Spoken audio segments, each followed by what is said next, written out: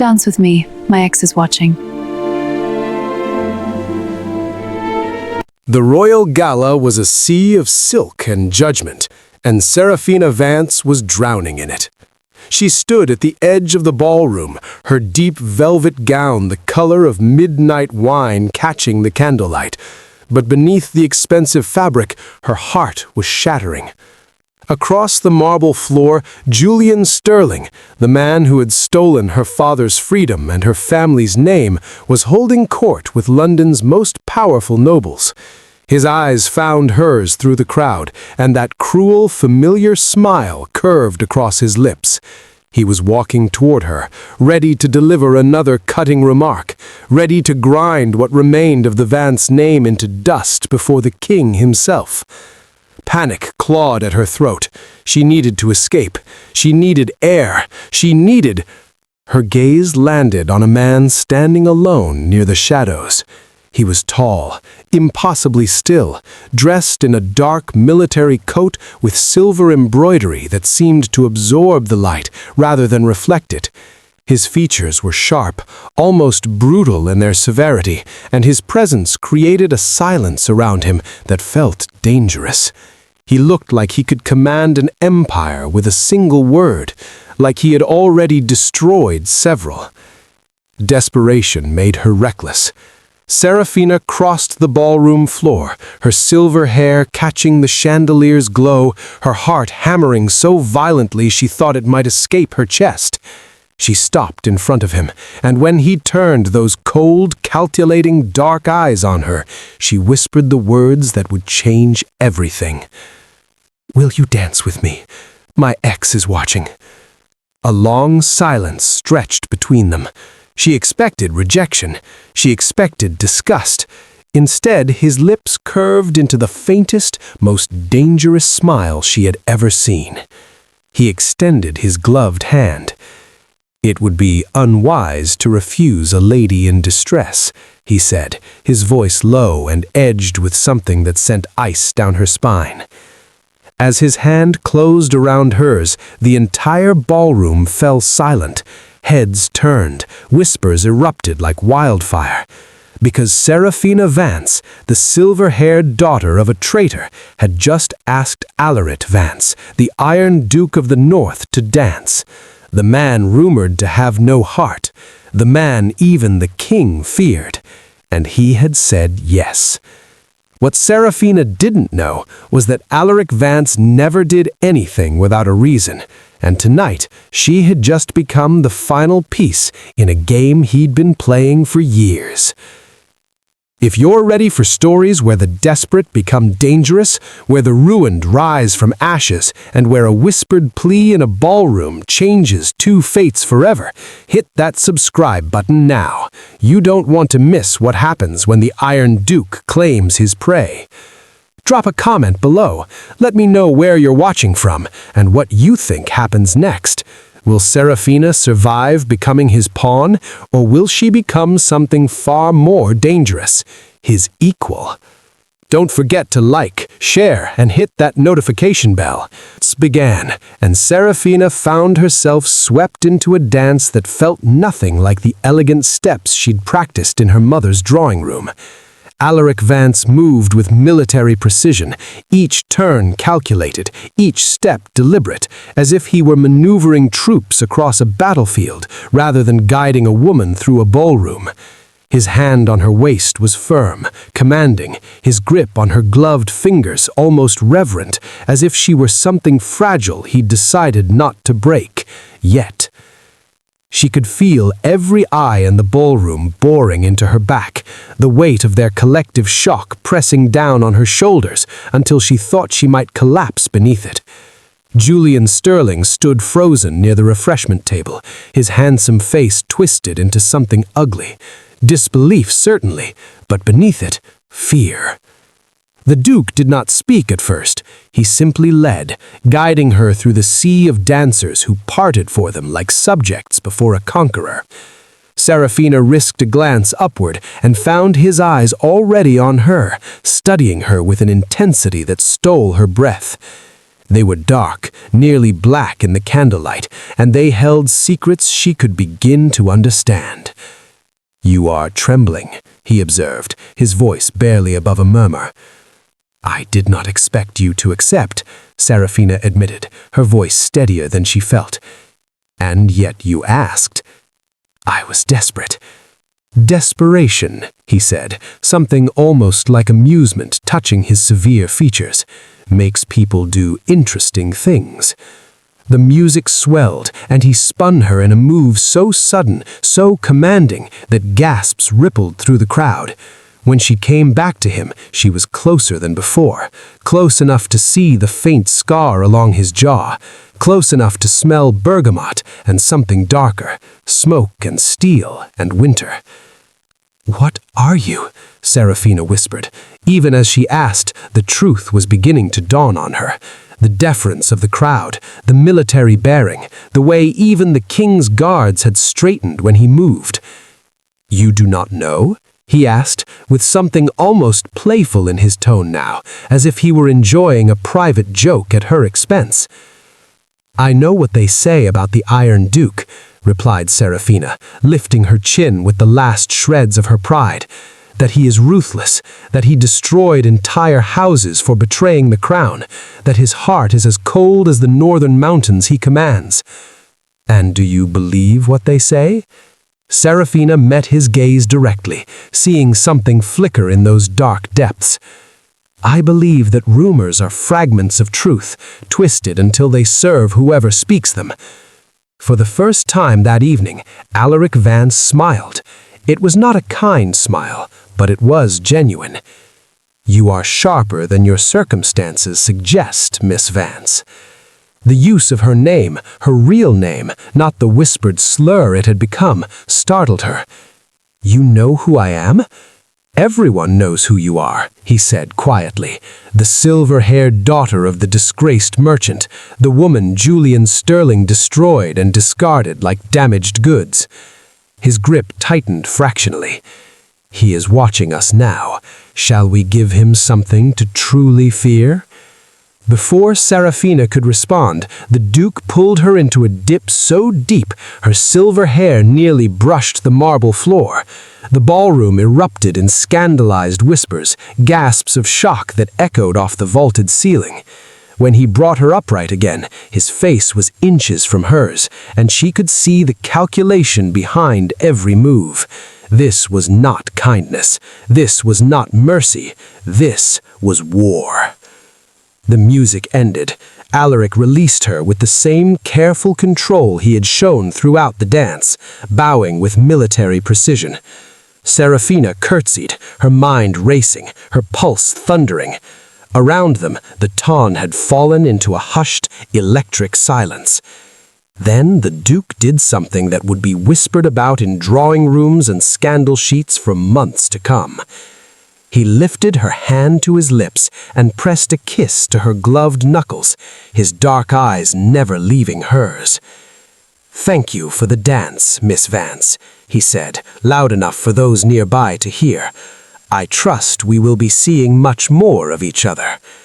Then he turned and walked away, leaving Serafina alone in the center of the ballroom, the object of every eye, every whisper, every speculation.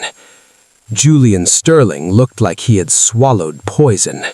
Serafina's maid, Margaret, was waiting by the carriage when she finally escaped the gala, her lined face tight with worry. "Miss, what have you done?" The ride home was silent except for the clatter of wheels on cobblestone. Serafina stared out the window at the dark London streets, replaying every moment of that dance, trying to understand what had just happened and what it would cost her. She did not sleep that night. She sat by her window in the small townhouse they could barely afford, watching the gas-lit streets and waiting for the inevitable storm. It arrived with the morning papers. Margaret brought them to her room at dawn, her hands shaking as she set the stack on Serafina's writing desk. The scandal sheets were merciless. "Mystery Silver Beauty captures the Iron Duke," proclaimed the Morning Chronicle. Has London's most feared bachelor finally met his match? Asked the Society Observer. The worst was the Daily Tattler, which featured a lurid illustration of Seraphina in Alaric's arms under the headline, "From Disgrace to Duchess, Vance Girl Snares the North's Most Dangerous Duke." Seraphina's father appeared in her doorway, the same papers clutched in his trembling hands. Edward Vance had aged a decade in the month since Julian's family had framed him for treason to cover their own crimes. His shoulders, once proud and straight, now sagged beneath the weight of public disgrace and impending prison. "Seraphina," he said softly, his voice breaking, "what have you done?" Before she could answer, there was a commotion downstairs, raised voices, Margaret's protests, and then the heavy tread of boots on the stairs. Seraphina's door swung open without so much as a knock, and Alaric Vance filled the doorway, dressed in a dark riding coat and carrying a walking stick topped with a silver wolf's head. Behind him, Margaret looked apologetic and terrified in equal measure. "Miss Vance," the Duke said, as if appearing uninvited in a lady's bedroom at dawn were the most natural thing in the world, "we need to talk." Edward Vance stepped protectively in front of his daughter, summoning what remained of his dignity. "Your Grace, this is highly improper." "So is allowing your daughter to be torn apart by vultures masquerading as society," Alaric replied calmly. He glanced at Seraphina, his dark eyes unreadable. "I assume you have seen the papers." "I have," Seraphina said, finding her voice. "And I assume you have come to distance yourself from the scandal." "On the contrary," Alaric moved into the room with the confidence of a man who had never been denied anything. "I have come to propose a solution that benefits us both." "I do not understand." "Then allow me to be clear." Alaric's dark eyes fixed on hers with that same unnerving intensity from the ballroom. "You need your family's name restored. You need your father freed from the false charges that will see him hanged within the month. You need protection from whatever vendetta Julian Sterling is clearly pursuing." He paused, letting the weight of her desperation settle between them. "I need something as well, Miss Vance. I need a woman of impeccable breeding and respectable connections to stand beside me while I complete work that requires absolute social legitimacy, work that will destroy the very people who destroyed your family." "You want me to pretend to be your fiancé," Seraphina said slowly, understanding dawning like cold water. "I want you to be my fiancé, publicly, for a period of 6 months, perhaps longer, depending on how matters unfold. In exchange, I will use my considerable resources to investigate the charges against your father, and when I prove his innocence, as I already know I can, I will see him pardoned and your family's name cleared before the crown." Edward made a sound of protest, but Seraphina raised her hand, silencing him. "And what do you gain from this arrangement, Your Grace?" "Access," Alaric said simply. "There are certain doors in London society that remain closed even to a duke, especially one with my reputation. Doors that will open for a man who appears to be courting a respectable young woman. Doors that lead to people I need to observe very, very carefully. You are using me as a disguise. I am offering you a trade, 6 months of your time and your presence at my side in exchange for your father's freedom and your family's restoration. Additionally, you will live at my estate under my protection during this period. Julian Sterling will not dare move against you there." Seraphina looked at her father, saw the hope and fear warring in his tired eyes, and knew she had no real choice. This was survival. This was the only path forward that did not end with her father swinging from a rope and the Vance name erased from history. "I accept your terms," she said, her voice steady despite the trembling in her hands. Alaric smiled that dangerous smile again, the one that promised both salvation and destruction. "Excellent. Pack your things, Miss Vance. We leave for the Iron Estate this afternoon." The Iron Estate sat 2 hours north of London, a sprawling Gothic manor of grey stone and sharp towers that looked like it had been carved out of the surrounding forest itself. Serafina watched it emerge through the carriage window as they approached, her stomach tight with a dread she refused to name. Alaric had ridden ahead on horseback, leaving her to travel in his private carriage with only Margaret for company. The luxury of the conveyance was staggering: velvet seats in deep burgundy, silver fixtures that caught the afternoon light, even a small library of leather-bound books secured in a mahogany case. This was wealth on a scale Serafina had only imagined, had only glimpsed through ballroom windows before her family's fall. "Miss," whispered Margaret, her weathered hands twisted in her apron, "are you certain about this? That man, they say terrible things about him." "They say terrible things about everyone worth fearing. Just as Sensible would have realized remaining silent. Besides, we have no choice. Father will hang if we do nothing." The carriage rolled to a stop before the estate's entrance, and Serafina's breath caught. The staff awaited them, a small army of servants lined up with military precision, their uniforms immaculate, their faces carefully neutral. This was not a household, this was a regiment. A stern woman in black silk stepped forward as Serafina descended from the carriage, her sharp eyes assessing every detail of the new arrival. "Miss Vance," the stern woman said, her voice clipped and efficient, "I am Mrs. Blackwood, the head housekeeper. His Grace has instructed you to make you comfortable. Your rooms have been prepared in the East Wing." Serafina's rooms turned out to be a suite that could have housed her entire family with space to spare. A bedroom with a 4-poster bed draped in deep burgundy and gold, a private sitting room with floor-to-ceiling windows overlooking grounds that seemed to stretch to the horizon, a dressing room large enough to be a ballroom. Margaret gasped audibly at the sight. "This is too much, miss. This is—" "His Grace insists his guests want for nothing," Mrs. Blackwood interrupted, her tone giving nothing away. "Dinner is served at 8. His Grace requests your presence in the formal dining room." The hours until dinner crawled by with agonizing slowness. Serafina bathed in water scented with lavender, dressed in one of the gowns Mrs. Blackwood had somehow procured, a creation of silver silk that made her hair shimmer like moonlight.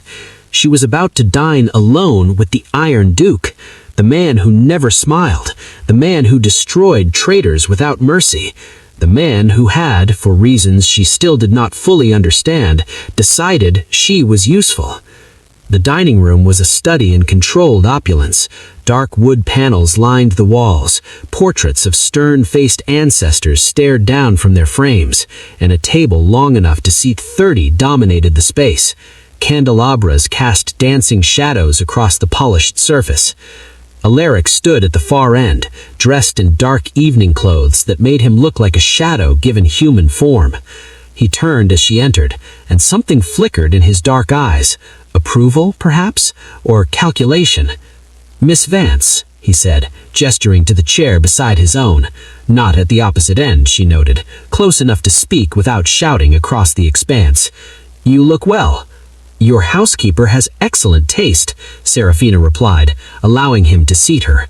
The chair was more comfortable than anything in her family's townhouse had ever been. Servants appeared with the first course, a delicate soup that smelled of herbs and cream. They worked in silence, efficient and invisible, then retreated like ghosts. "I thought we should establish the terms of our arrangement more clearly," Alaric said, his voice measured as he lifted his spoon. "The papers will continue to speculate for days. We will allow it. Let them build the narrative themselves. It makes them more believable." "And what narrative is that, Your Grace?" "That I am courting you, properly, if unconventionally." He met her gaze directly. "In 1 week, I will take you to Lady Ashford's garden party. Julian Sterling will be there. He will attempt to humiliate you, to expose our arrangement as fraudulent. You will stand your ground." "And if I cannot?" Serafina asked, hating the tremor in her voice. "You will." It was not encouragement, it was a command. "Because if you fail, if you allow him to intimidate you, then this entire charade collapses. Your father hangs, and I lose access to the very circles I need to infiltrate." The bluntness of it stole her breath. No pretty lies, no false comfort, just the cold, brutal truth of their transaction. I understand, she said quietly. Good. Alaric set down his spoon, his expression softening fractionally. I am not a cruel man, Miss Vance, despite what they say, but I am a practical one. I cannot afford sentiment when dealing with traitors, and make no mistake, Julian Sterling and his family are traitors of the worst kind. What did they do? The question escaped before she could stop it. Alaric was silent for a long moment, his jaw tight. They sold military intelligence to foreign powers. For 3 years, they fed our enemies information that cost English lives. When I began investigating, they needed a scapegoat. Your father was convenient, a merchant with access to shipping manifests, a man whose word would not stand against a titled family. Rage, hot and sudden, surged through Seraphina's chest. And you have proof of this? I have fragments, pieces of a puzzle that will only reveal itself when the right pressure is applied. He leaned back in his chair, studying her with those unreadable dark eyes. That is why I need you, Miss Vance. An engagement to you, A woman Julian once claimed as his own prize before discarding, will infuriate him. It will make him reckless, and when men become reckless, they make mistakes. So I am bait, Seraphina said flatly. You are an ally, Alaric corrected. One I am compensating handsomely for her cooperation. By saving my father from a noose. Precisely. Seraphina studied the man across from her, seeing him with new clarity. The Iron Duke was not heartless. He was wounded. The careful control, the isolation, the singular focus on justice, these were the armor of a man who had been betrayed so deeply that trust had become a luxury he could not afford. What happened to your family? She asked softly. Alaric's expression shuddered like a door slamming closed. That is not part of our arrangement. No, Seraphina agreed, but if we are to convince London society that we are courting, should I not know something true about the man I am meant to love? The word hung between them. Love. Such a strange, foreign concept in this transaction they had built. But Alaric did not look away. Instead, he reached for his wineglass, took a measured sip, and finally spoke. My father was the previous duke, a good man, an honest man. He discovered that several families in his circle were embezzling funds meant for the king's navy. When he threatened to expose them, they killed him and made it look like suicide. Then they came for my mother and sister to ensure no witnesses remained. His voice had gone flat, emotionless, the voice of a man reciting a battle report rather than describing the destruction of everything he loved. I was 23, serving on the continent. I returned home to find them gone and my family's name in ruins, destroyed by the very people my father had tried to bring to justice. I spent the next 5 years gathering evidence, rebuilding, becoming the weapon my father could not be. The king believed me, but he needed proof that would survive Parliament's scrutiny, so I gave it to him. All 3 families were stripped of their titles, 2 of the men hanged for treason. Seraphina's hand found his arm before she could think better of it. Alaric, that, he said, looking down at her fingers on his sleeve, is why they call me the Iron Duke, because I am incapable of mercy when it comes to traitors. Not incapable, Seraphina said softly, just careful about where you spend it. Something shifted in his expression, a crack in the armor he wore so carefully. For a moment, he looked younger, more vulnerable, more human. Then the moment passed, and the Duke was back. We should retire, he said, rising from his chair. Tomorrow, Mrs. Blackwood will begin preparing you for society. You will need new gowns, new jewelry, a complete transformation. When London sees you again, they must see a woman worthy of a duke's attention. And what will you be doing while I am being transformed?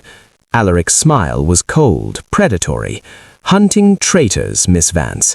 It is what I do best. The next 3 days passed in a strange limbo that felt suspended between dream and nightmare.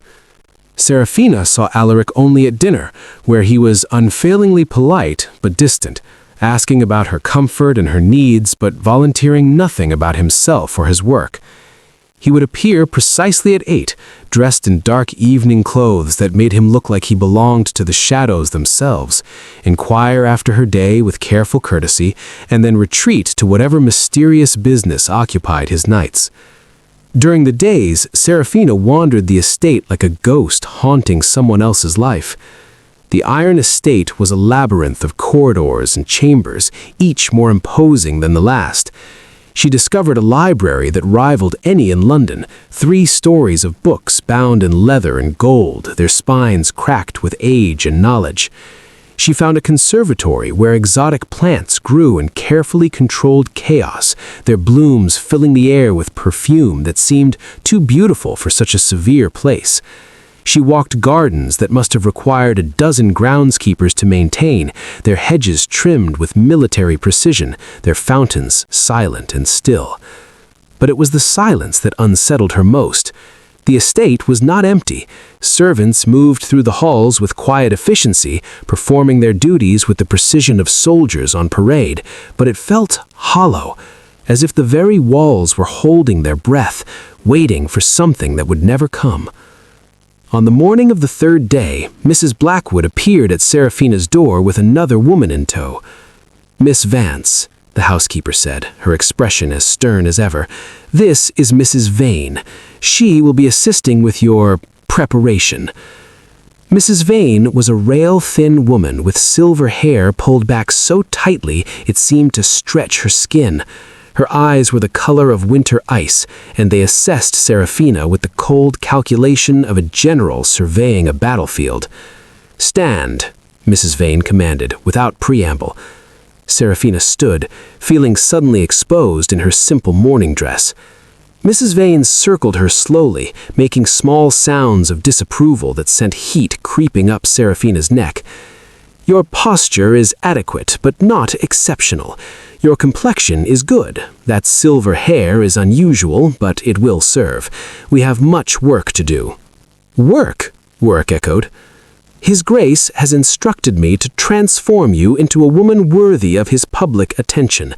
You will need to move differently, speak differently, carry yourself as if you were born to stand beside a duke rather than scramble for scraps in the ruins of a disgraced merchant's household."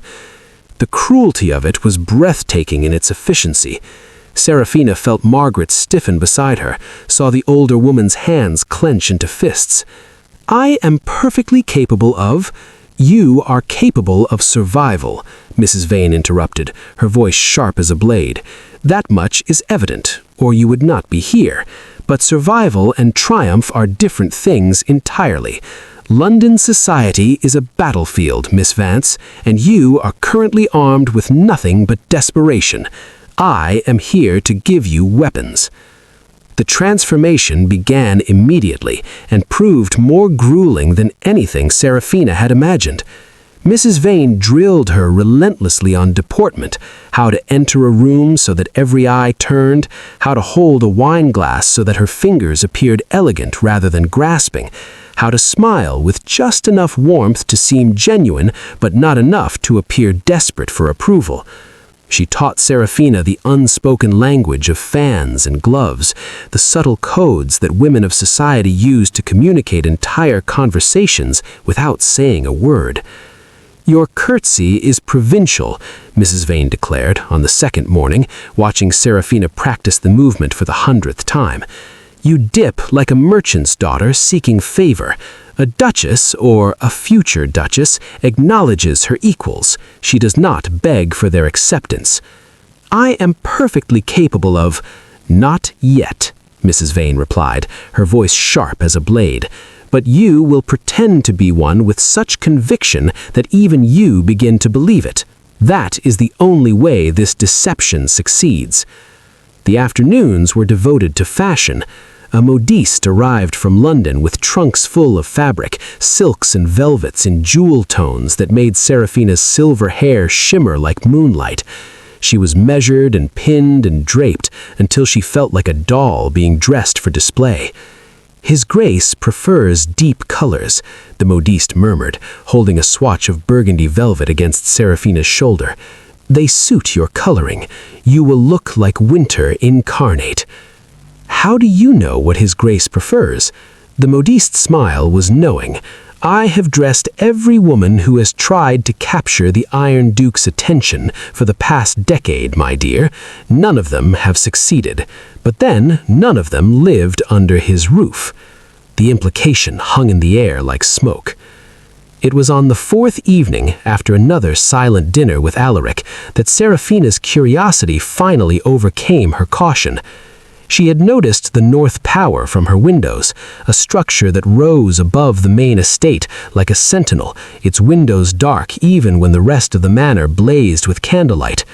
Mrs. Blackwood had mentioned it only once in passing, with a carefully neutral expression that told Seraphina more than words ever could. "His Grace works in the North Tower," Mrs. Blackwood had said. "It is not a place for guests." Which, of course, only made Seraphina more determined to see it. She waited until the household had settled into its evening routine, servants retiring to their quarters, Margaret snoring softly in the adjoining room, before slipping from her suite. The corridors were dim, lit only by the occasional sconce, and her slippered feet made no sound on the thick carpet. Finding the tower proved easier than she expected. The estate's layout followed a certain logic once you understood it, everything radiating from the central hall like spokes from a wheel. The North Tower entrance was concealed behind a tapestry depicting a hunting scene, the door itself barely visible in the shadows. Seraphina hesitated, her hand on the iron handle. This was a violation of their arrangement, a breach of the careful boundaries Alaric had drawn. But something in her, the same reckless desperation that had made her ask a stranger to dance, pushed her forward. The door opened silently, revealing a spiral staircase that climbed into darkness. Seraphina lifted her candle and began to ascend, her heart hammering against her ribs. Her calves burned with the effort, her breath coming faster. Finally, she reached another door, this one heavy oak reinforced with iron bands. It was slightly ajar. Light spilled through the gap, and with it the sound of rustling paper and the scratch of a pen. Seraphina pushed the door open wider and stepped into a circular room that stole her breath. It was an office, but also an armory of a different kind. Maps covered every wall, some of England, some of Europe, some of places Seraphina did not recognize. But what dominated the space was a massive table in the center, covered with documents, letters, and dossiers arranged with military precision. Seraphina moved closer, drawn by a horrible fascination. She saw names, noble names, powerful names. She saw ledgers filled with numbers and dates. She saw correspondence in multiple hands, some of it bearing royal seals. And there, pinned to a board like a butterfly collected for study, she saw Julian Sterling's name. "I wondered how long your curiosity would hold out," a voice said from the shadows. Seraphina spun, her candle nearly tumbling from her hand. Alaric stepped into the light, still dressed in his evening clothes, a glass of amber liquid in one hand. His expression was unreadable, but his dark eyes gleamed with something that might have been amusement. "I'm sorry," Seraphina said, the words tumbling out. "I shouldn't have. Mrs. Blackwood said this was private, and You wanted to understand what you had become part of," Alaric finished. He moved to the table, setting down his glass with careful precision. He gestured to the organized chaos surrounding them. "This is what I do, Miss Vance. This is why the king tolerates my methods, my reputation, my isolation. I find traitors. I find those who would betray the crown for profit or power, and I destroy them before they can do irreparable harm." Seraphina turned slowly, taking in the scope of what surrounded them. "How many?" "Currently, 7 active investigations, 12 in various stages of evidence gathering, 23 families under surveillance." His voice was matter-of-fact, as if he were discussing the weather rather than the systematic dismantling of England's nobility. "And Julian, and Julian Sterling's family has been selling military intelligence to foreign powers for 3 years. They have blood on their hands, English blood, soldiers who died because the enemy knew exactly where our troops would be, exactly how we would move. They needed a scapegoat when their operation almost came to light. Your father was convenient. He moved to stand beside her, looking down at the evidence he had spent 18 months collecting. I have been building this case, piece by piece, but the Sterlings are careful. They hide behind layers of social standing and old money and connections that reach into Parliament itself. To get close enough to gather what I need, I require Access to their inner circle. The doors you mentioned? Serafina said softly, understanding blooming like a dark flower in her chest. Exactly.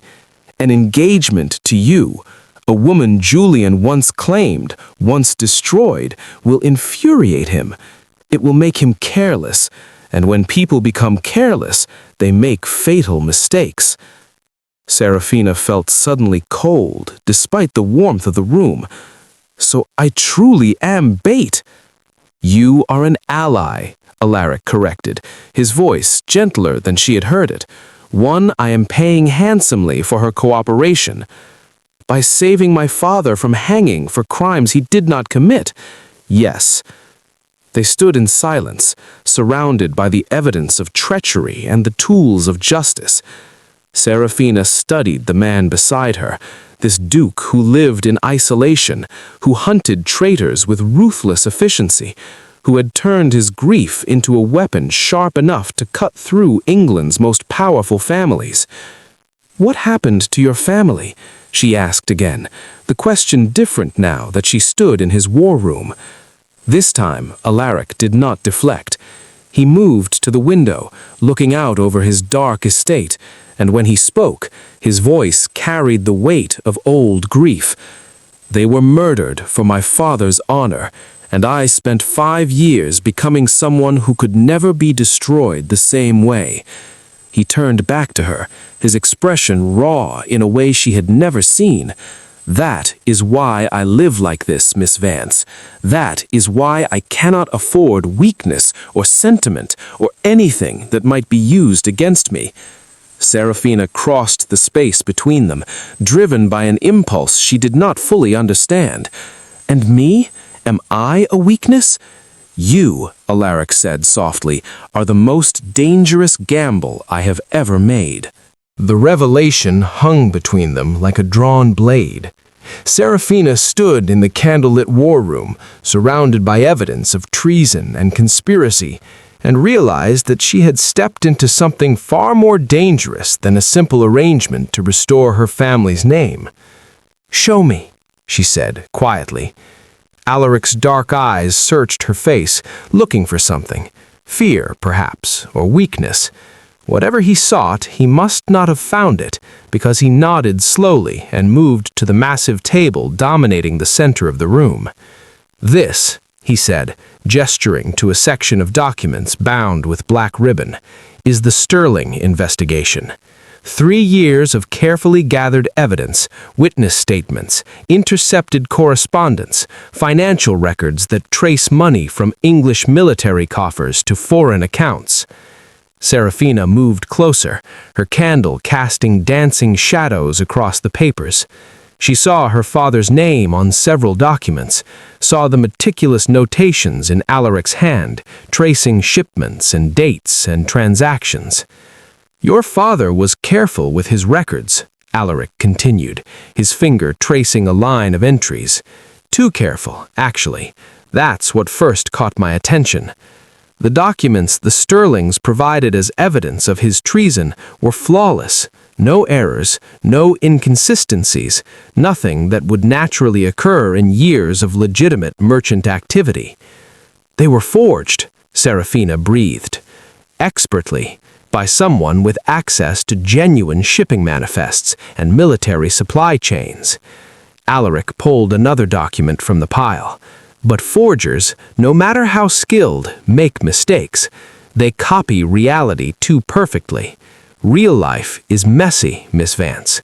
Real ledgers have crossed-out entries, corrections, the occasional coffee stain.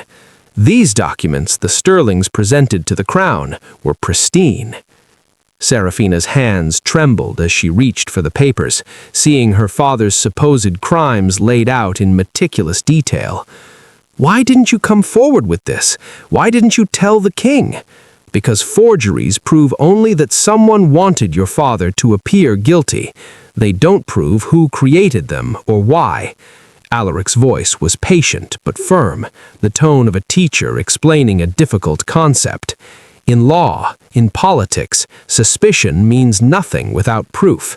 I need the Sterlings to make a mistake.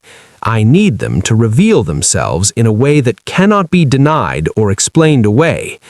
He moved to another section of the table, where a different set of documents lay arranged like pieces of a puzzle. Julian Sterling is the weakest link in his family's operation. He's arrogant, impulsive, driven by ego rather than strategy. His father, Lord Edmund Sterling, is the true architect of the treason. But Edmund is careful, disciplined. He will never expose himself directly.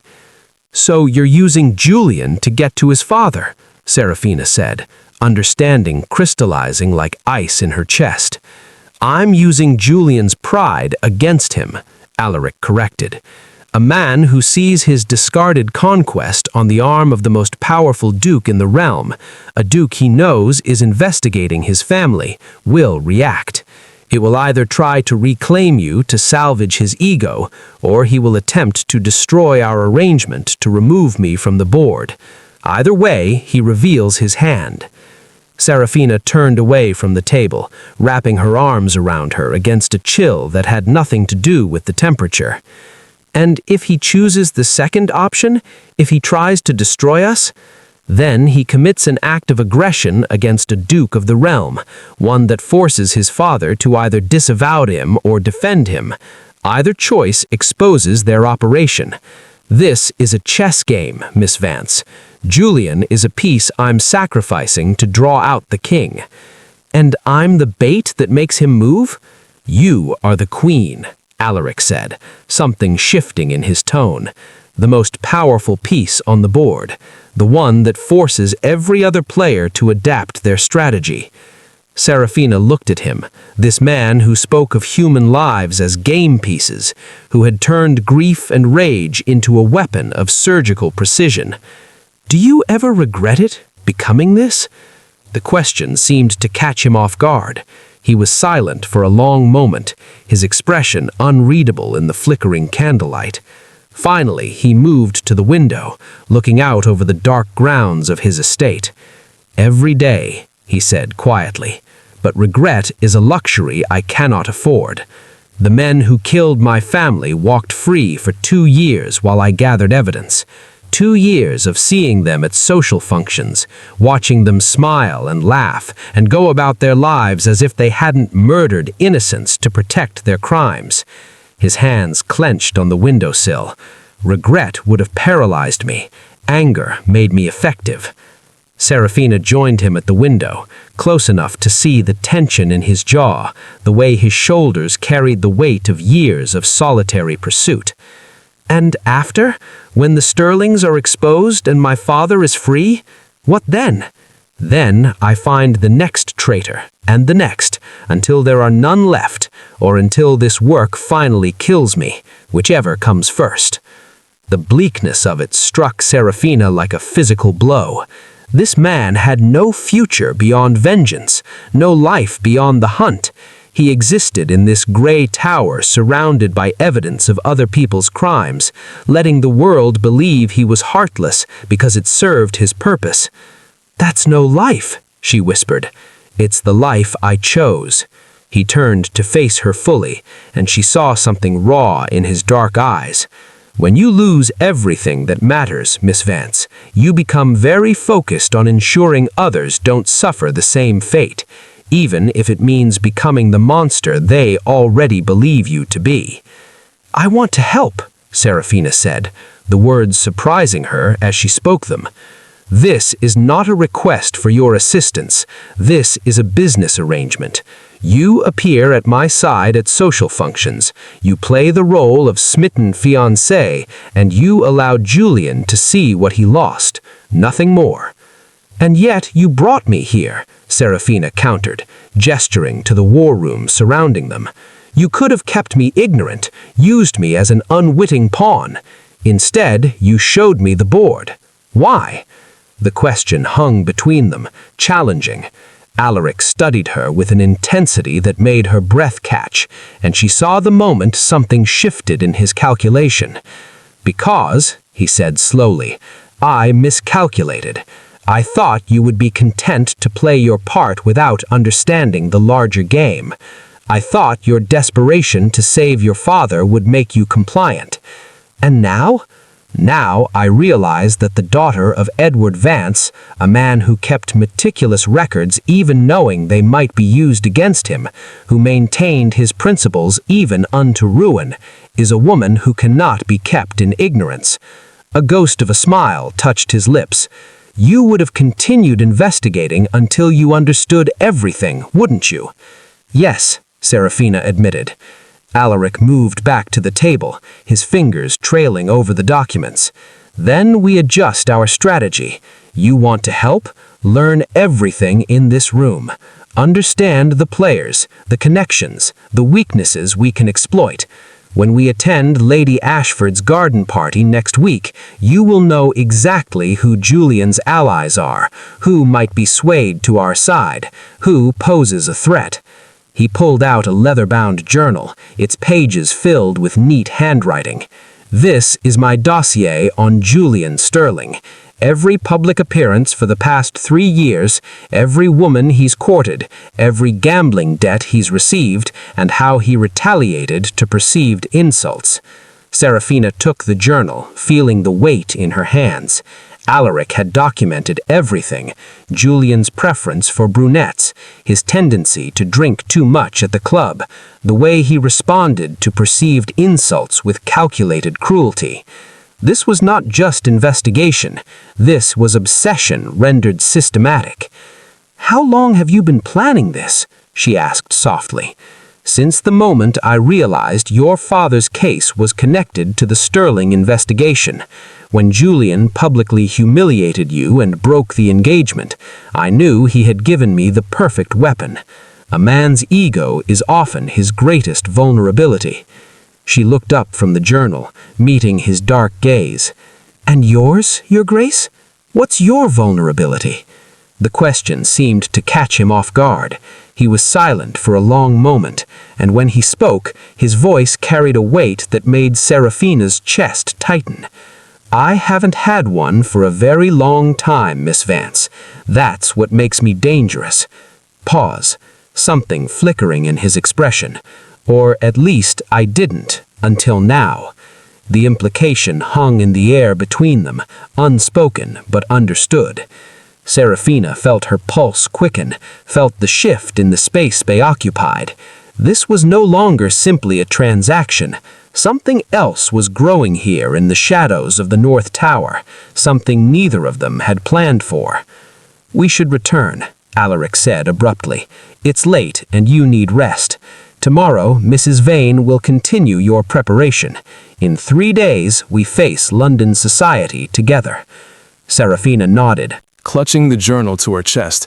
As she turned to leave, Alaric's voice stopped her. "Miss Vance?" She looked back. "Thank you," he said quietly, "for not running when you saw what this truly was." Serafina smiled, surprising herself. "We're both trapped in our own ways, Your Grace. At least here, we're trapped together." She descended the spiral staircase, the journal heavy in her hands, and her mind racing with names and dates and the complex web of treason that Alaric had spent years untangling.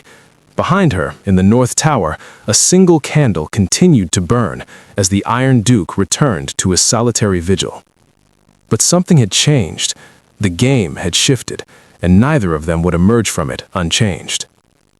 The gardens at Ashford House were legendary. 3 acres of manicured hedges, marble fountains, and blooming roses that perfumed the warm afternoon air with sweetness that felt almost cloying. Serafina arrived on Alaric's arm, wearing a gown of pale jade silk that Mrs. Vane had declared perfection itself. It made her silver hair shimmer like starlight, made her look ethereal and untouchable, and she saw the approval in Alaric's eyes when she had descended the stairs that morning. "Remember," he had murmured during the carriage ride, his voice low and steady, "Julian will attempt to provoke you. He will try to make you appear hysterical, desperate, beneath the dignity of a duchess. Your only weapon is composure." "And if composure fails?" Serafina had asked. "Then you use the truth like a blade. You know his secrets now. Use them if you must." London society turned as one to watch them arrive. The whispers were a physical thing, a wave of speculation and scandal that followed in their wake like perfume. Serafina felt every eye on her, felt the weight of their collective judgment pressing down on her shoulders, but she kept her chin high and her expression serene. Mrs. Vane's training held. She moved like she belonged here, like she had been born to walk through these gardens on the arm of the most feared duke in England. Alaric seemed unbothered by the attention, nodding coolly to acquaintances and guiding Serafina through the crowd with a possessive hand at the small of her back. She could feel the warmth of his palm through the thin silk, could feel his steady presence beside her, like an anchor in a storm. "Your Grace!" Lady Ashford swept toward them, resplendent in lavender silk, her face alight with barely concealed curiosity. "I must confess, I never thought I'd see the day when our Iron Duke would attend something so frivolous as a garden party. You must be quite extraordinary, Miss Vance." "I find myself with more time for social engagements these days," Alaric said smoothly, his tone giving nothing away. "And Miss Vance has expressed an interest in roses. I could hardly deny her." The lie was delivered with such conviction that even Serafina almost believed it. Mrs. Vane practically glowed with delight at this glimpse of the infamous Duke's softer side. They moved through the party with careful strategy, stopping to speak with the right people, allowing themselves to be seen together, feeding the gossip that would spread through London like wildfire. Serafina smiled until her face ached, answered questions with practiced grace, and all the while, her eyes scanned the crowd for the man she knew would come. She found him by the rose arbor. Julian Sterling stood beneath an arch of white roses, surrounded by a small coterie of admirers. He looked older than Serafina remembered, his handsome face harder, his eyes calculating as they swept the garden. When they landed on her, something ugly flickered across his features. He excused himself from his companions and began walking towards them with deliberate purpose. "Here we go," Alaric murmured, his hand tightening fractionally on her waist. "Remember, composure first, truth second." Julian stopped in front of them, executing a bow that was just shy of mocking. "Your Grace," he said, his voice dripping with false warmth. "What a surprise to see you at such a frivolous gathering. I would have thought you too busy with your various investigations to attend garden parties." "Lord Sterling," Alaric replied, his tone glacial, "Lady Ashford is an old friend. I find myself making more time for pleasurable pursuits these days." Julian's eyes slid to Serafina, raking over her with a familiarity that made her skin crawl. "Catherine, you look well. Better than I expected, given recent circumstances." "It's Serafina," she corrected, her voice steady despite the rage building in her chest. "And I am well, thank you." "Of course, Serafina." Julian's smile didn't reach his eyes. "I must say, I was shocked to read about your sudden rise in prospects, from a disgraced merchant's daughter to a duke's intended in a matter of days. One might wonder what promises were made to secure such an advantageous match." The insult was thinly veiled, barely concealed beneath the veneer of polite conversation. Around them, other guests had begun to notice the confrontation, drifting closer with the predatory interest of people who sensed blood in the water. Serafina felt Alaric stiffen beside her, felt the dangerous energy radiating from him like heat from a forge. Before he could respond, she stepped forward, meeting Julian's gaze with steel in her own. One might wonder many things, Lord Sterling. For instance, one might wonder why a man so eager to distance himself from scandal would spend so much energy discussing a woman he claimed to want nothing to do with. But I suppose some people cannot resist the temptation to revisit their failures. Julian's face flushed red, his composure cracking. Your father is a criminal, Serafina. That fact has not changed simply because you found a powerful man to hide behind. Careful, Alaric said, his voice dropping to a dangerous purr that sent ice down Serafina's spine. You are speaking to my future wife. I take great obsession with anyone who insults her. The words future wife rang out across the garden like a bell. The gathered crowd gasped audibly, whispers erupting like wildfire. Julian laughed, but there was no humor in it. Please, we all know what this is. She's using you for your name and your money, and you're using her for whatever game you're playing. He leaned closer, his voice dropping to a venomous hiss. But let me give you a warning, Your Grace. The Vance name is poisoned. Association with it will only bring you trouble. I will take my chances, Alaric said coldly. But Serafina had heard enough. 3 days of studying Julian's dossier, of learning his weaknesses and his patterns, had given her weapons she had never possessed before. Mrs. Vane's training had taught her how to wield them. Tell me, Julian, she said, her voice sweet as honey and twice as dangerous. Tell me how your debts at White's Club are. I heard they've extended quite generous terms, considering the amount you owe. Though I suppose when one's family has such deep pockets, military contracts can be quite lucrative, can't they? A few £1,000s in gambling losses hardly signifies. Julian's face went white, then red. You have no idea what you're talking about. Don't I? Serafina tilted her head, channeling every ounce of the composure Mrs. Vane had drilled into her. I'm merely making conversation, my lord. After all, we're old friends, are we not? Surely we can speak freely about matters of mutual interest. The threat was clear, though wrapped in silk. Julian's eyes darted to Alaric, seeing the calculation there, understanding suddenly that this was not a random woman seeking protection, but a carefully chosen weapon aimed directly at his heart. This isn't over, Julian hissed. No, Alaric agreed, stepping forward so that he and Serafina presented a united front. But I would advise caution in your next move, Sterling. You are playing a game you do not fully understand, against opponents who know every card you hold. He turned to Serafina, and she saw something fierce and possessive in his dark eyes. Come, my dear. I believe Lady Ashford mentioned tea service in the upper garden. We should pay our respects. He offered his arm, and Serafina took it, allowing him to guide her away from Julian's furious stare. Behind them, I could hear the explosion of whispered conversation, could feel the weight of scandal spreading through the party like spilled wine.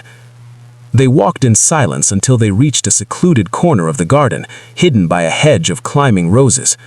Only then did Alaric release her arm and turn to face her fully. That was reckless. That was necessary. He called my father a criminal. He implied I was a whore using you for advancement. I will not stand silent while he destroys what remains of my family's honor. You mentioned his debts, his military contracts. Alaric's voice was sharp. That information was in the dossier I gave you, information that is not public knowledge. I know. If Julian realizes you have access to intelligence that detailed, he will understand the true nature of our arrangement. He will know you are not simply a convenient fiancé, but active participant in my investigation. Good, Serafina said fiercely. Let him know. Let him understand that I am not the broken, desperate girl he left in ruins. Let him understand that he made an enemy when he destroyed my father. Alaric stared at her for a long moment, something shifting in his expression. Then, to his complete surprise, he smiled. A real smile, not the dangerous curve of lips she had seen before, but something genuine and almost warm. "You are remarkable," he said softly. Before Serafina could respond, he reached out and cupped her face with his gloved hand, his thumb brushing her cheekbone with unexpected gentleness. "I claimed you as my future wife in front of half of London society," he said. "That was not part of our original arrangement. I should apologize." "Don't," Serafina whispered, her heart racing. "It needed to be said. The rumors were not enough. We needed—" "Conviction," Alaric finished. "We needed them to believe it was real." "Yes." They stood there in the hidden corner of the garden, surrounded by roses and sunlight, and Serafina felt the dangerous shift of something that had begun as strategy transforming into something far more treacherous.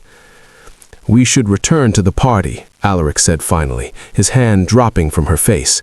"We've given them enough scandal for one afternoon." But as they walked back toward the gathered guests, Serafina caught sight of Julian watching them from across the lawn.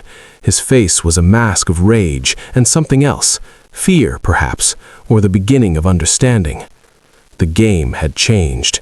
The pieces were moving into position, and somewhere in the shadows, the trap was beginning to close. The days following Lady Ashford's garden party passed in a blur of social obligations and carefully orchestrated appearances. London society had seized upon the story of the Iron Duke and his silver-haired fiancée with voracious enthusiasm, and invitations flooded the Iron Estate like a deluge. Alaric accepted only the most strategic, a theater box here, a dinner party there, each appearance calculated to keep their names on every tongue while drawing Julian Sterling deeper into his web of rage and recklessness. But it was the evenings at the estate that had begun to unsettle Serafina most. The dinners had evolved from silent, formal affairs into something else entirely. Alaric asked her opinion on the investigations, tested her observations about the people they encountered, challenged her interpretations of social dynamics with the intensity of a general debriefing his lieutenant. She found herself looking forward to these exchanges, to the sharp intelligence in his dark eyes, to the rare moments when something she said made him pause and reconsider. She was becoming dangerous, and she knew it, not to their enemies, but to herself. On the 7th evening after the Lady Ashford's garden party, Serafina found herself wandering the estate's corridors again, restless with an energy she could not name. Margaret had retired early with a headache, and the household had settled into its usual evening quiet. She walked without destination, letting her feet carry her through familiar halls and into wings she had not yet explored. That was when she heard it. Music. The sound drifted through the corridors like a ghost. A piano, played with hesitant fingers that stumbled over notes before finding their rhythm. The melody was simple, almost childlike, but there was something achingly beautiful in its imperfection. Serafina followed the sound to a door she had never noticed before, tucked beneath a staircase in the west wing. Light spilled from the gap beneath it, warm and golden. She pressed her palm against the wood, feeling the vibration of the music through the grain, and then slowly pushed it open. The room beyond stole her breath. It was a music room, but one that had been abandoned to time. Dust motes danced in the candlelight, settling on furniture draped in white sheets like sleeping ghosts. A pianoforte dominated the space, a beautiful instrument of polished mahogany that gleamed despite the layer of dust coating its surface. And at the keys sat Alaric Vance, still dressed in his evening clothes, his dark head bent over the instrument as his fingers coaxed reluctant melodies from strings that had not sung in years. He looked up as she entered, his hands stilling on the keys. For a moment, something vulnerable flickered across his features, surprise, perhaps, or embarrassment at being discovered in this private act. Then the mask slid back into place. "I did not mean to disturb you," Serafina said softly. "You didn't." Alaric's hands lifted from the keys, hovering in the air as if uncertain where to settle. "I was merely indulging in a memory." Serafina moved deeper into the room, her eyes taking in the details, sheet music scattered across a side table, a violin case propped in the corner, small chairs sized for children. "This was your family's music room," Serafina asked. My mother's, Alaric corrected, his voice carefully neutral. She insisted we all learn. My father claimed he had no talent, but he would sit here for hours listening to her play. My sister was gifted. She could make the violins sing. The past tense hung heavy in the air. Serafina approached the piano, running her fingers along the dust-covered surface. When did you last play? Serafina asked.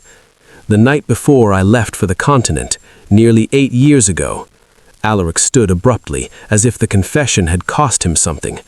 I haven't opened this room since I returned to find them gone. Until tonight. Why tonight?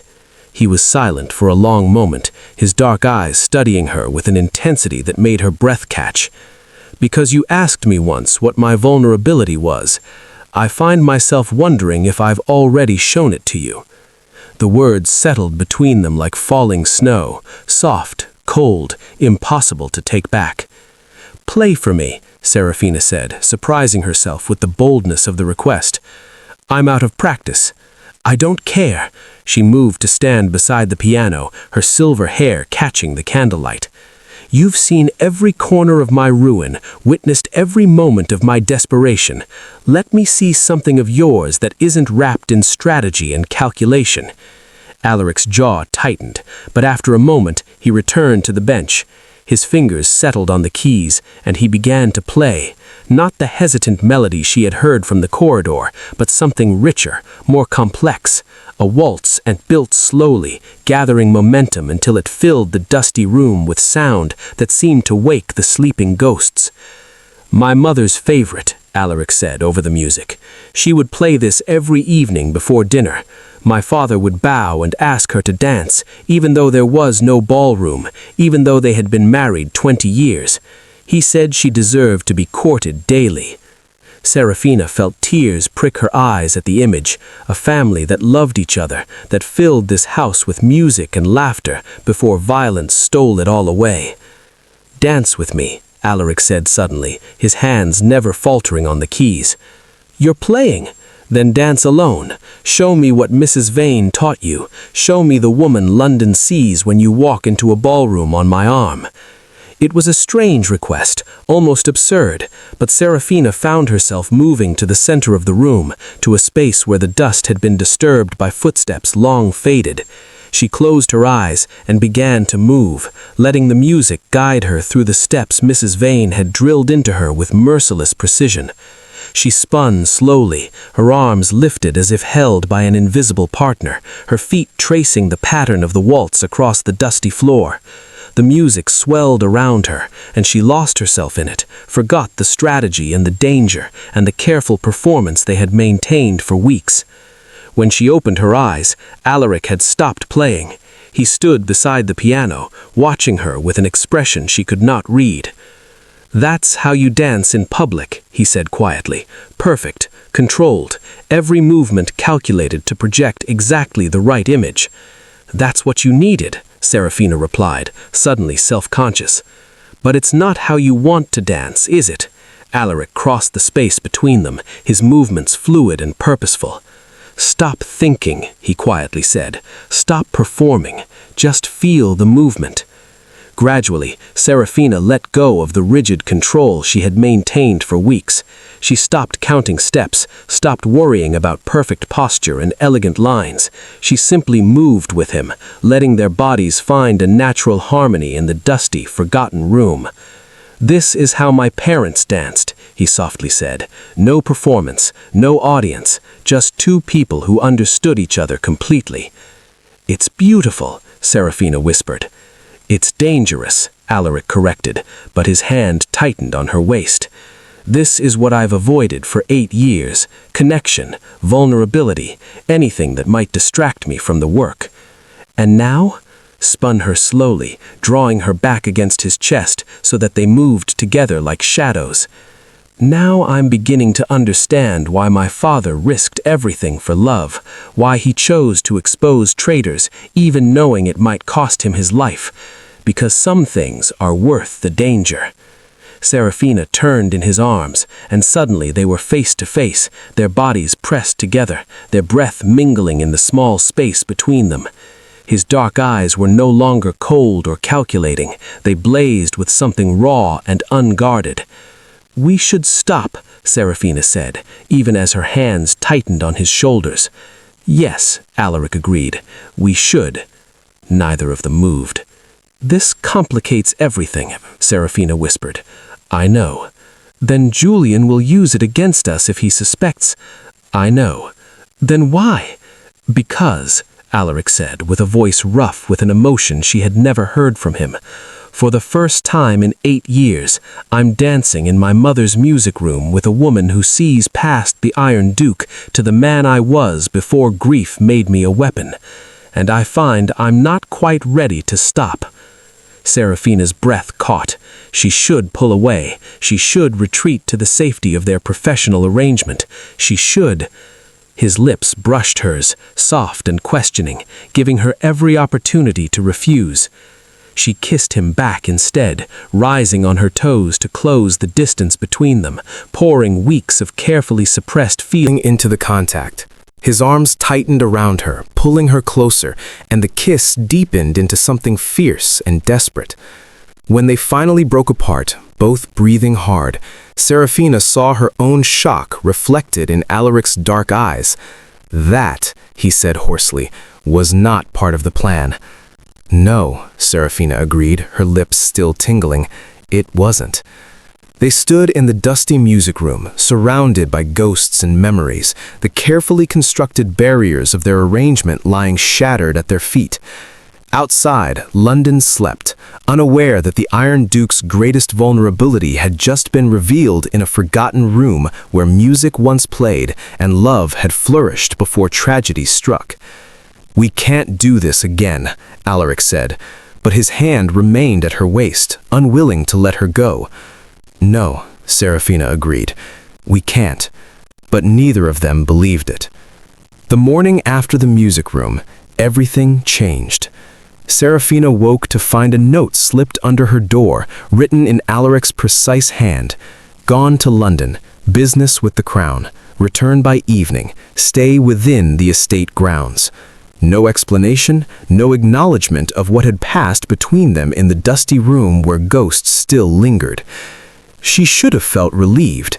Instead, she felt hollow. Margaret brought breakfast, chattering about the upcoming masquerade ball at the Duke of Ashton's estate, the event Alaric had identified weeks ago as the perfect trap for Julian Sterling. But Serafina could barely focus on the details. Her mind kept returning to the feeling of Alaric's hands on her waist, his lips against hers, the way years of careful isolation had crumbled in a single moment of vulnerability. "Miss," Margaret's voice broke through her reverie, "are you quite well? You've hardly touched your toast." "I'm fine," Serafina lied, "just thinking about the ball." After Margaret left, Serafina found herself wandering again, a habit she had developed over the weeks at the Iron Estate. But this time, her feet carried her back to the North Tower, to the war room where Alaric spent his nights hunting traitors and building cases that would destroy England's most powerful families. The door was unlocked. She pushed it open slowly, half expecting to find him there despite his note. But the circular room was empty, the documents on the massive table exactly as they had been the last time she visited. She moved to the Sterling investigation section, her eyes scanning the familiar names and dates. But something caught her attention, a leather portfolio she had not noticed before, tucked beneath a stack of financial ledgers. The portfolio was secured with a brass lock, and a small key hung from a ribbon tied to its handle. Someone had left this for her to find. Serafina's hands trembled as she turned the key and opened the portfolio. Inside were documents that made her breath catch. Shipping manifests in her father's hand, testimony from dock workers who had witnessed Sterling family members loading unauthorized cargo onto military vessels, financial records showing money flowing from Sterling accounts to foreign banks. And at the bottom of the portfolio, a letter. It was addressed to the king, written in Alaric's precise script and dated 3 days ago. Serafina's eyes flew over the words, her heart pounding harder with each line. Your Majesty, I write to formally request the immediate pardon and exoneration of Edward Vance, merchant of London, wrongfully convicted of treason against the crown. As detailed in the enclosed evidence, Mr. Vance was framed by the Sterling family to conceal their own treasonous activities. The letter went on for 3 pages, methodically dismantling every charge against her father, providing irrefutable proof of his innocence. It was signed, sealed, and needed only to be delivered. Serafina sank into Alaric's chair, the letter trembling in her hands. He'd already secured her father's pardon 3 days ago, before the music room, before the kiss, before everything had shifted between them. Which meant the arrangement no longer bound her. She could take this letter to the king herself, could free her father and walk away from the Iron Estate and its dangerous master. But Alaric had not given her the letter. He had locked it away. She kept searching, driven by a need to understand.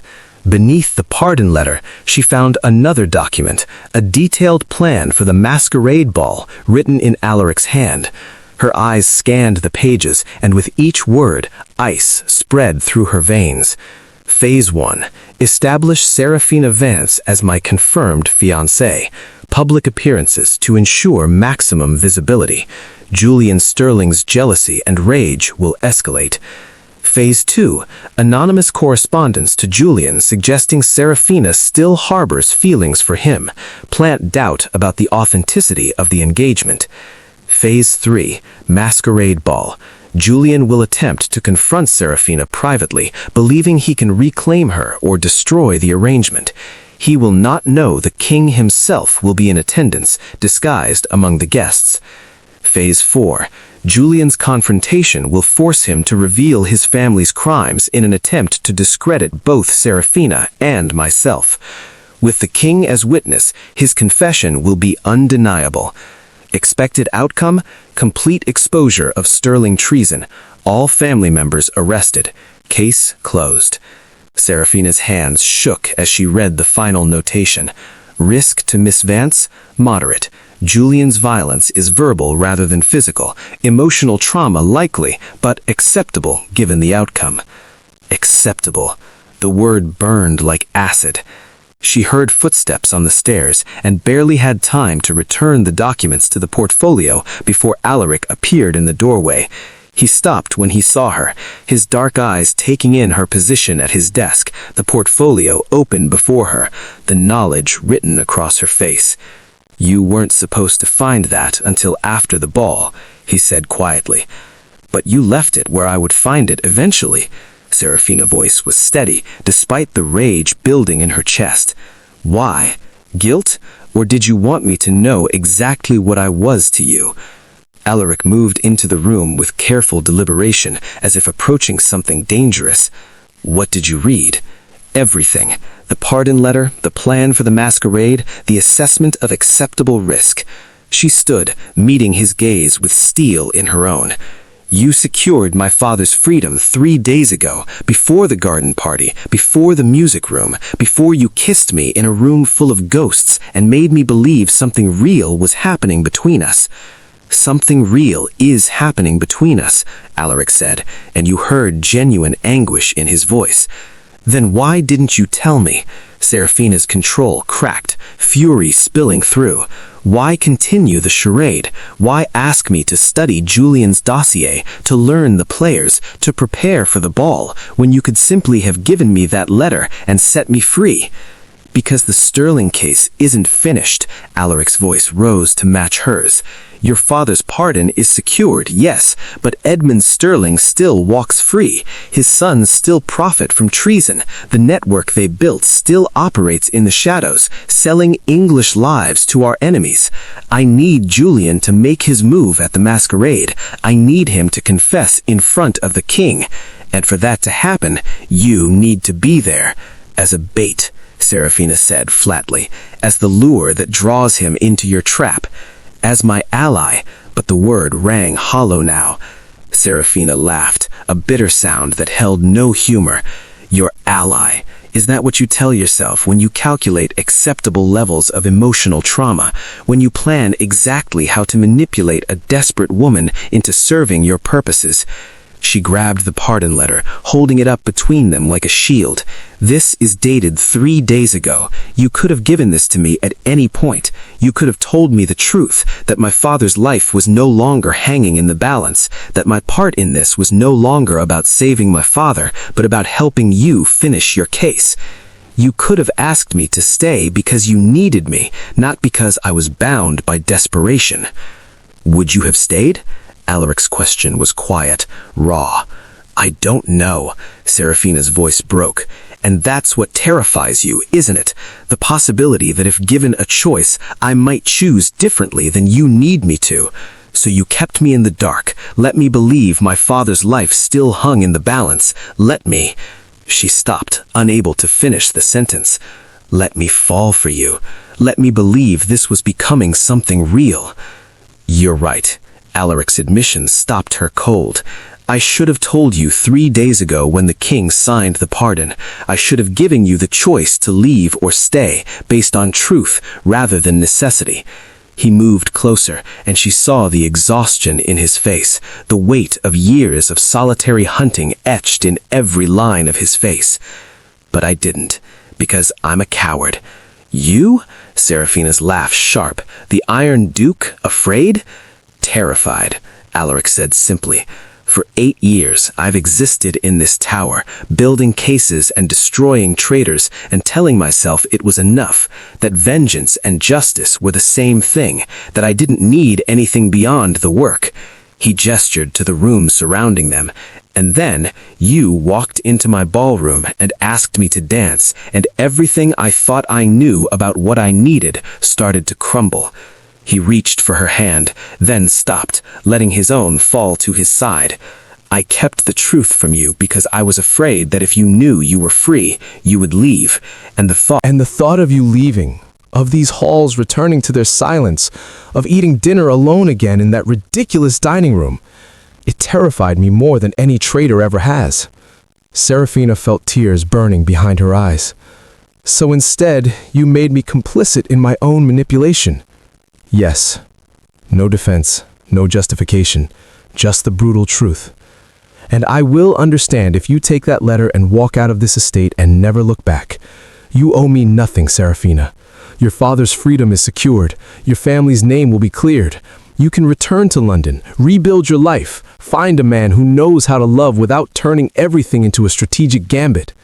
He turned toward the window, his shoulders rigid with tension. But the masquerade is in 3 days. Julian will be there, and he will make his move whether you are present or not. The king will be in attendance, disguised among the guests. If everything goes according to plan, the Sterling family will be exposed and arrested by midnight. And if I'm not there? Serafina asked quietly. Then Julian may not reveal himself as completely. He may hold back, maintain plausible deniability. Edmund Sterling may escape justice again. Alaric's reflection in the window glass looked haunted. But that's my burden to bear, not yours. I'm asking you, not as the Iron Duke who needs bait for his trap, but as the man who taught you to dance in his mother's music room, to make your own choice, free from manipulation, free from desperation. Just choose.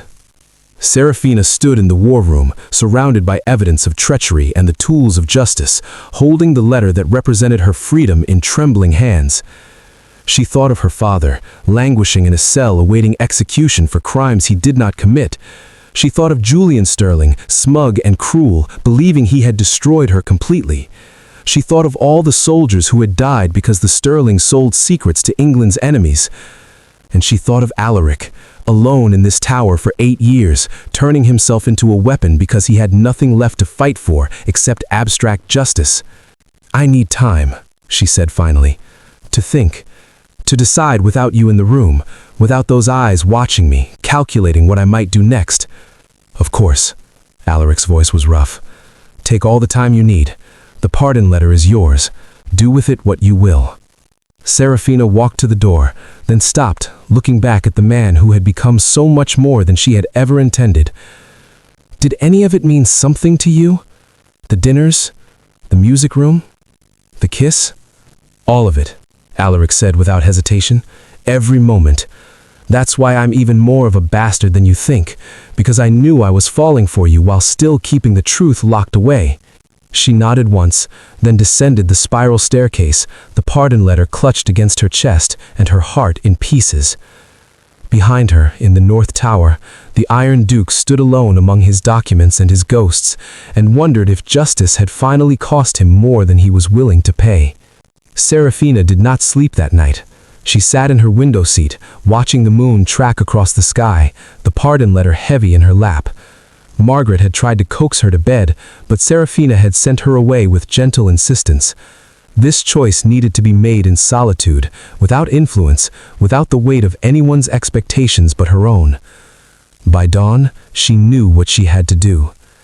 She dressed carefully in a simple day dress of deep blue, pinned her silver hair into a severe knot, and made her way to her father's cell at Newgate Prison. The pardon letter was tucked into her reticule, official and irrevocable. She could free him today. They could board a ship to the continent, start over somewhere far from London's scandal and Julian Sterling's cruelty. They could escape. The prison guard recognized her, the silver-haired daughter who came faithfully each week despite the shame of visiting a condemned traitor. He led her through the dank corridors without comment, his keys jangling against his belt like funeral bells. Edward Vance looked worse than he had the previous week. The cell was taking its toll. His face gaunt, his shoulders stooped, his hands trembling as he reached through the bars to grasp yours. "Serafina," he whispered, "you shouldn't keep coming here. The association will only hurt you further." "Father," she said, her voice steady despite the tears threatening to spill, "I have something to tell you." She explained everything, the arrangement with Alaric, the investigation into the Sterlings, the pardon that had been secured days ago. Edward listened in silence, his weathered face cycling through disbelief, relief, and finally, concern. "But you haven't delivered the letter," he said when she finished. "Why?" "Because I don't know if staying is about justice or about something else entirely." Serafina's hands tightened on the bars. "He lied to me, Father. He kept the truth from me when he should have given me the choice. And yet you care for him," Edward finished softly. "I don't know what I feel. Anger, betrayal, but also understanding. He's been alone so long hunting traitors in that gray tower. I think he forgot how to trust anyone, how to let anyone close. And when I started to become important to him, he didn't know how to handle it except through strategy and control." Edward studied Serafina's face, seeing things she had not said aloud. "The question isn't whether he was wrong to keep the truth from you. He was. The question is whether you can forgive him, and whether what you're fighting for matters enough to stay." Serafina returned to the Iron Estate in the early afternoon to find it in controlled chaos. Servants hurried through the corridors carrying trunks and garment bags. Mrs. Blackwood directed operations with military precision, her sharp voice echoing off the stone walls. "Miss Vance," the relief was palpable. "Thank heavens! We weren't certain you would return. The masquerade is tomorrow evening, and your gown has arrived from the modiste. We need to ensure the fit, and Mrs. Vane insists on a final deportment review." "Where is he?" Serafina interrupted. The housekeeper's expression softened fractionally. "The North Tower, miss. He's been there since you left yesterday. I don't believe he's slept." Serafina climbed the spiral staircase with her heart in her throat. She had rehearsed what she would say 100 times during the carriage ride from London, but now, approaching the heavy oak door, the words scattered like leaves in wind. She pushed the door open without knocking. Alaric stood at the window, still dressed in yesterday's clothes, his dark hair disheveled as if he had run his hands through it countless times. He turned when she entered, and the raw hope in his eyes nearly undid her. "You came back," he said, his voice rough with exhaustion. "I did." Serafina closed the door behind her, sealing them in the circular room. "But not because I had to, not because my father's life depends on it. I came back because I choose to." Alaric's expression shifted, relief warring with disbelief. "Why?" "Because you were right about one thing." Serafina moved to the table, her fingers trailing over the documents that represented months of careful investigation. The Sterling case isn't finished. Julian walks free.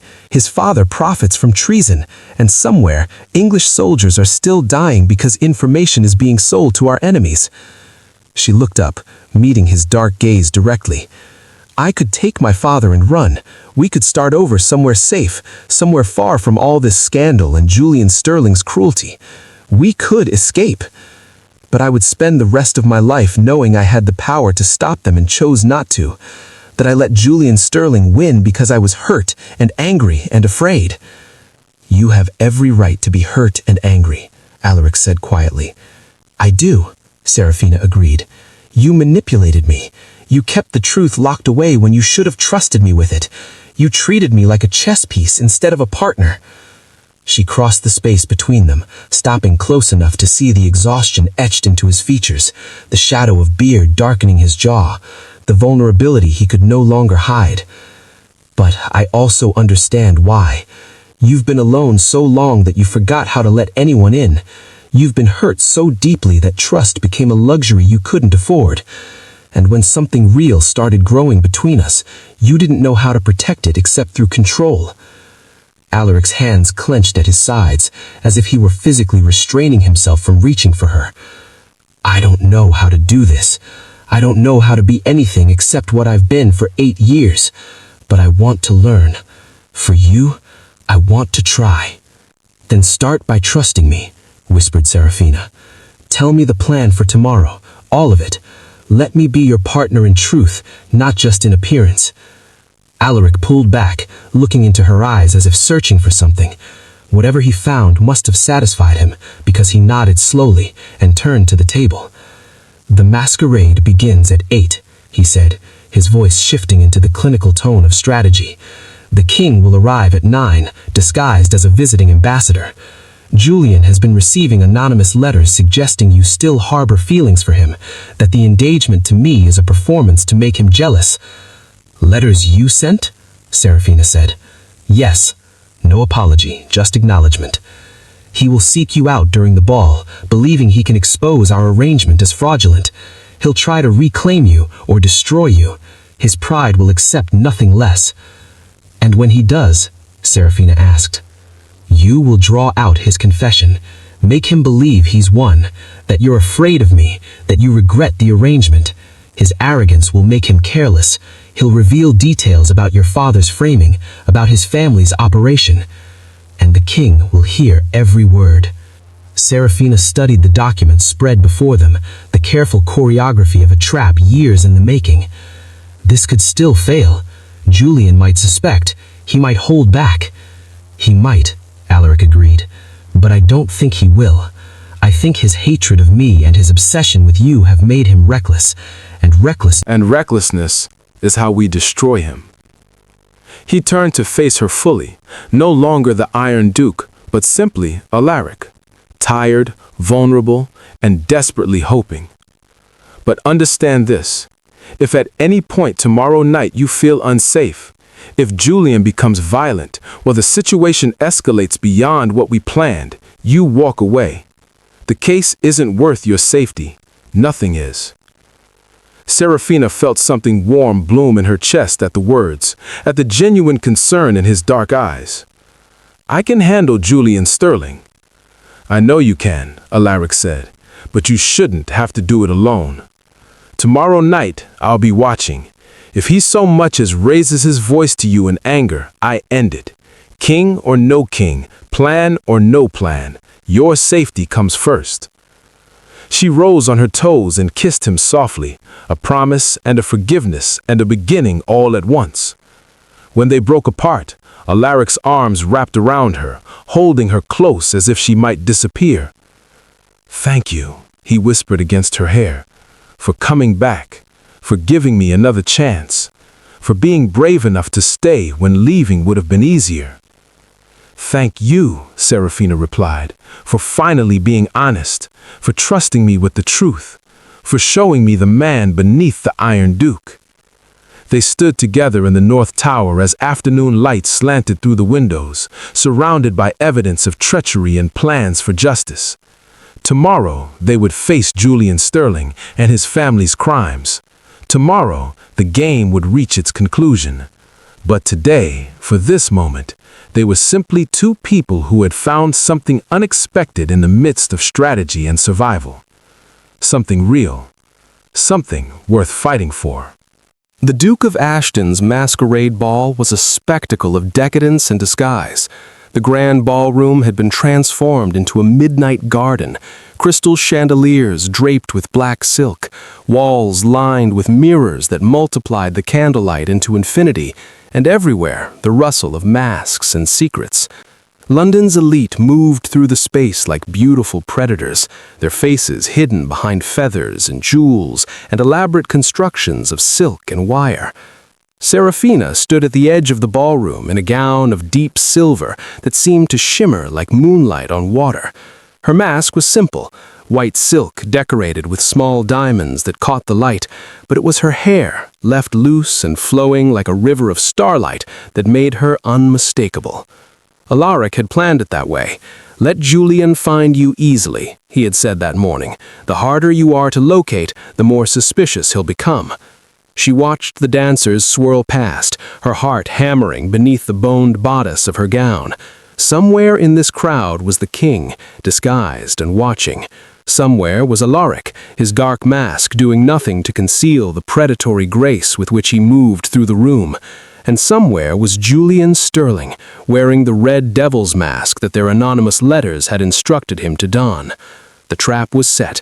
Now they simply had to wait for the prey to take the bait. "You look like winter incarnate," a voice said behind her.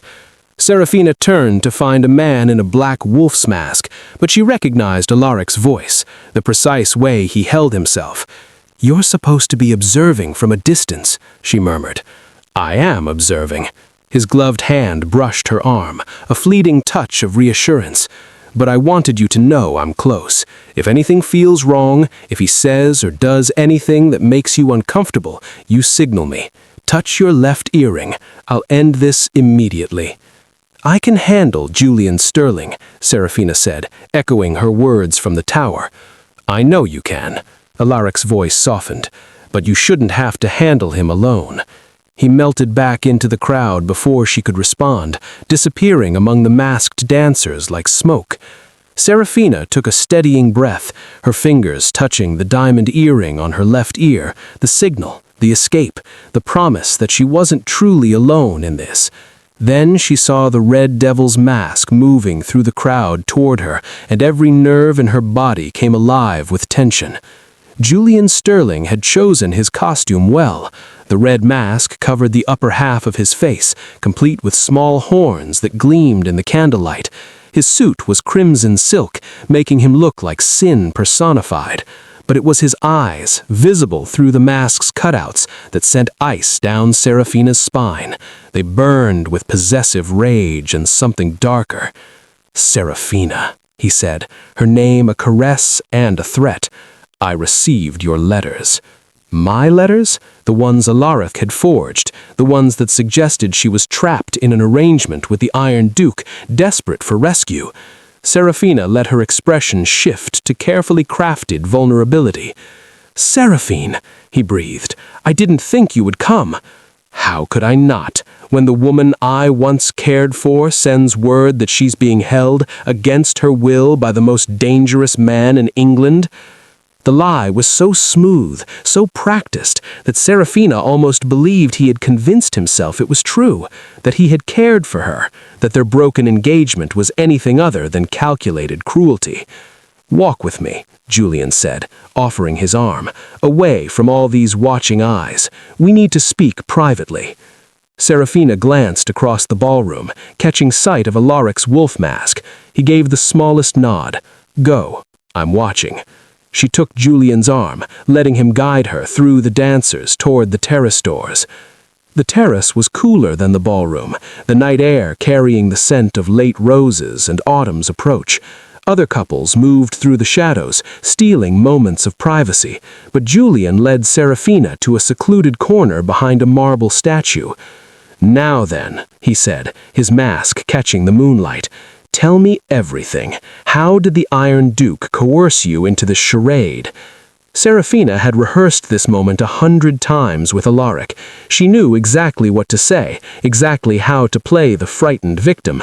But standing here with Julian, feeling his presumptuous hand on her waist, she found the words came with surprising ease. "He discovered my father's situation," she said, letting her voice tremble. "He said he could clear father's name, secure a pardon, but only if I agreed to pose as his fiancée for 6 months. "Blackmail," Julian said, satisfaction dripping from the word. "The great Iron Duke, no better than a common criminal." "I had no choice," Serafina continued. "My father was going to hang. I would have agreed to anything." Julian's hand tightened on her waist. "And has the Duke taken advantage of your situation? Has he forced you to—" "No," Serafina said quickly. "He's been cold, distant. He treats me like a chess piece, nothing more.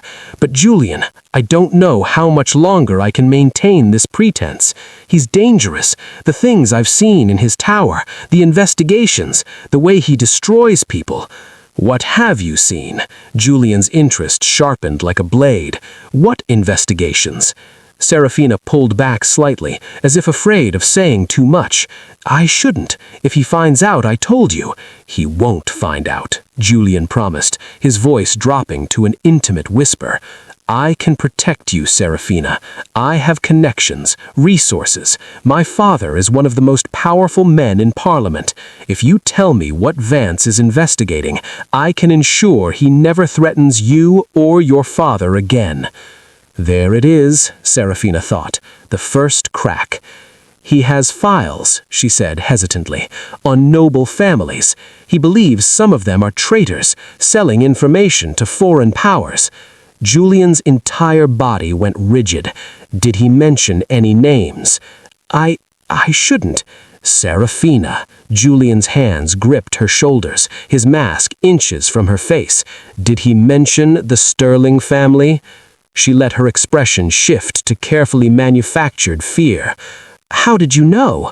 Julian's laugh was sharp, triumphant. "Because your father was supposed to take the fall for our operation, not expose it. We framed him perfectly. Shipping manifests, correspondence, everything needed to prove he was selling military intelligence. But somehow the Iron Duke figured it out." Serafina's heart raced, but she kept her expression carefully controlled. "You framed my father? You destroyed his life to cover your own crimes?" "We had no choice," Julian said, and she heard no remorse in his voice, only calculation. "And you, me?" Serafina whispered. "Was I convenient too? Did you ever actually care for me, or was the engagement just another way to control my father?" "Oh, Serafina," Julian's smile was visible even behind the devil's mask. "I cared for you the way one cares for a beautiful object. You were meant to be an ornament, nothing more. But you had ideas above your station, opinions about things that didn't concern you. Breaking the engagement was almost a relief." The casual cruelty of it should have hurt. Instead, Serafina felt only cold clarity. This was the man she had once believed herself in love with, vain, cruel, and so arrogant he couldn't see the trap closing around him. "But I can forgive all that," Julian continued, pulling her closer, "if you help me now. Tell me everything Vance has on my family, every document, every witness, every piece of evidence. Help me destroy his investigation, and I'll make sure your father goes free. I'll even marry you if that's what you want. Imagine it, Lady Sterling, restored to society, your family's name cleared. And all I have to do is betray the Duke," Serafina said. "He was never truly yours. He's using you, just as I'm offering to use you. The only difference is that I'm honest about it." "That's where you're wrong," a new voice said from the shadows. Both Julian and Serafina turned to find a figure in an ambassador's formal attire stepping into the moonlight. He removed his mask slowly, deliberately, and Serafina's breath caught as she recognized the face beneath. King George IV himself, his expression carved from stone and fury. "Your Majesty," Julian's face went white beneath the devil's mask.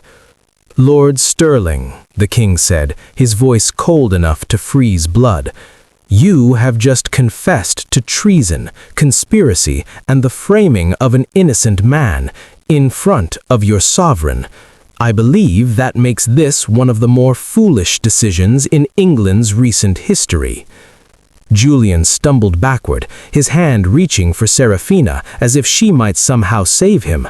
She stepped smoothly out of reach, moving to stand beside the king. "You—" Julian's voice cracked. "This was a trap. You were working with him all along." "I was working for justice," Seraphina corrected, "something you know nothing about." More figures emerged from the shadows.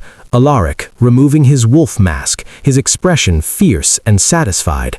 The king's guards appearing from various positions around the terrace where they had been stationed all evening, and behind them, Edmund Sterling and his other son, drawn by the commotion, walking directly into the trap that had been laid for the entire family.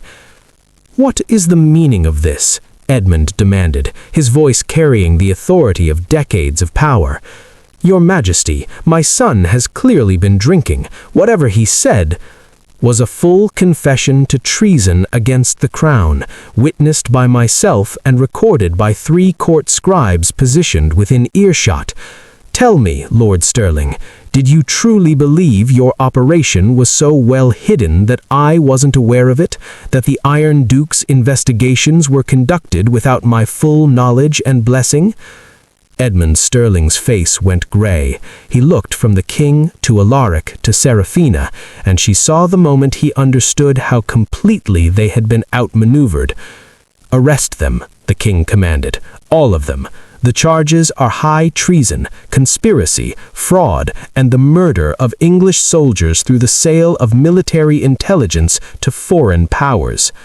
The guards moved forward with practiced efficiency. Julian struggled, his devil's mask falling to the ground as he was seized. "This isn't over," he shouted, his eyes finding Seraphina. "You think you've won? You're nothing. You'll always be nothing." "No," Seraphina said quietly. "I'm the woman who destroyed you, and that's more than enough." As the Sterlings were dragged away into the ballroom, where the entire masquerade had fallen silent, every masked face turned toward the terrace. Alaric moved to Seraphina's side. "Are you all right?" he asked softly. Seraphina watched Julian disappear into the crowd, his red devil's costume a splash of color among the guards' uniforms. She thought of her father, free now in truth as well as in law. She thought of the soldiers who would live because the Sterling's network was finally broken. She thought of justice, cold and complete. "Yes," she said, "I am." The king approached them, his expression softening fractionally. "Miss Vance, the crown owes you a debt. Your courage tonight helped expose one of the most damaging spy networks in England's history." "I only wanted justice for my father, Your Majesty." Seraphina executed a perfect curtsy. "And you shall have it. Edward Vance will be formally exonerated at court tomorrow." The king's eyes moved to Alaric. "As for you, Duke, another successful hunt, though your methods become more theatrical with each case." "Sometimes theater serves justice better than subtlety, Your Majesty," Alaric replied. The king smiled, a brief flash of humor. "Indeed. Now, I believe I've had enough excitement for one evening. Continue your masquerade. You've earned a celebration." As the king departed, the ballroom slowly returned to life, though the whispers now were of the Sterling family's dramatic arrest, of the mysterious silver-haired woman who had helped bring them down, of the Iron Duke's latest victory. Alaric moved to Seraphina's side. "Are you all right?" he asked softly. Seraphina watched Julian disappear into the crowd, his red devil's costume a splash of color among the guards' uniforms. She thought of her father, free now in truth as well as in law. She thought of the soldiers who would live because the Sterling's network was finally broken. She thought of justice, cold and complete. "Yes," she said, "I am." The king approached them, his expression softening fractionally. "Miss Vance, the crown owes you a debt. Your courage tonight helped expose one of the most damaging spy networks in England's history." "I only wanted justice for my father, Your Majesty." Seraphina executed a perfect curtsy. "And you shall have it. Edward Vance will be formally exonerated at court tomorrow." The king's eyes moved to Alaric. "As for you, Duke, another successful hunt, though your methods become more theatrical with each case." "Sometimes theater serves justice better than subtlety, Your Majesty," Alaric replied. The king smiled, a brief flash of humor. "Indeed. Now I believe I've had enough excitement for one evening. Continue your masquerade. You've earned a celebration." As the king departed, the ballroom slowly returned to life, though the whispers now were of the Sterling family's dramatic arrest, of the mysterious silver-haired woman who had helped bring them down, of the Iron Duke's latest victory. Alaric offered Seraphina his hand. "One more dance?" he asked. "A real one this time. No strategy, no performance, just us." Seraphina took his hand, feeling the warmth of his skin through his glove, and together they returned to the ballroom where music was beginning to play again, and the future waited, uncertain, but finally, blessedly, their own to choose.